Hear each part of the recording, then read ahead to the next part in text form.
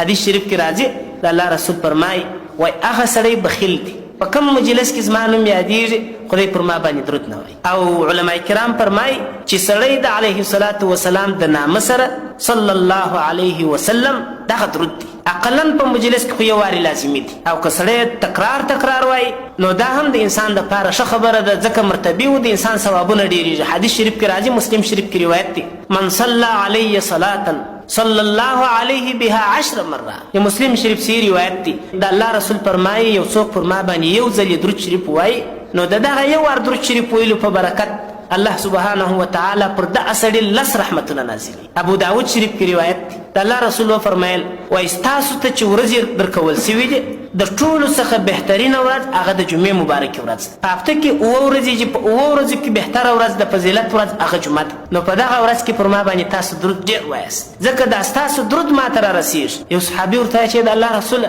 نو ته به چیرې یې چې دا زموږ درود به تا ته در رسېږي یعنې د وفات کېدلو څخه وروسته خو به ته خاورې یې. د الله نبي ورته وفرمیل چې داسې نه ده الله سبحانه وتعالی پر مځکه باندې د انبیاو بدن حرام کړي نه خوري د نبي بدن ځکه نشي خوړلی یعنې روغ سلامت دی بدن یې. اوس موږ دپاره دا کول پکار دي چې موږ هر لحظه د ژوند هغه د رسول اکرم صلی الله علیه وسلم اتباع وکړو دغه اصلي محبت. او که سړی واقعي د پیغمبر علیه الصلاة وسلام اتباع زده کړي او دا په عمل کې راولي دا که څه هم لیرې دي په اعتبار د زمانې. اوس د زمانې په اعتبار موږ ډېر لیرې یو 1400 کاله 1400 زیاتو کم زمانه زموږ د علیه الصلاة وسلام تر مابیځ تېره سوې ده. خو لیکن که د اتباع د سنتو انسان خپله کړه دا ورنږدې دي دا د علیه الصلاة وسلام همسایه دی.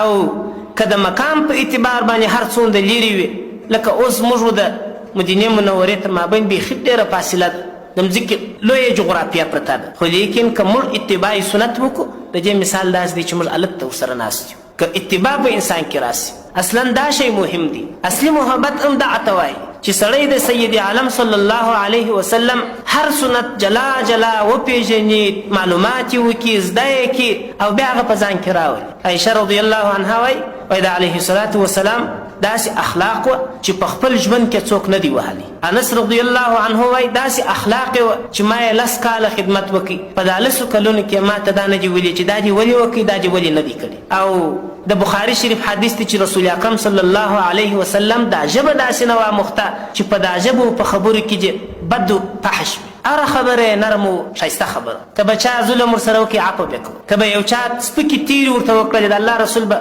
عفو ورته کول جواب د بدو یې نه ورکاوه. او بله مهمه خبره دا ده لکه څنګه چې د علیه الصلاة وسلام په ژوند کې د ده مجلس و د ده احترام لازم و واجب و فرض و د هغه څخه وروسته هغه رقم احترام فرض دی.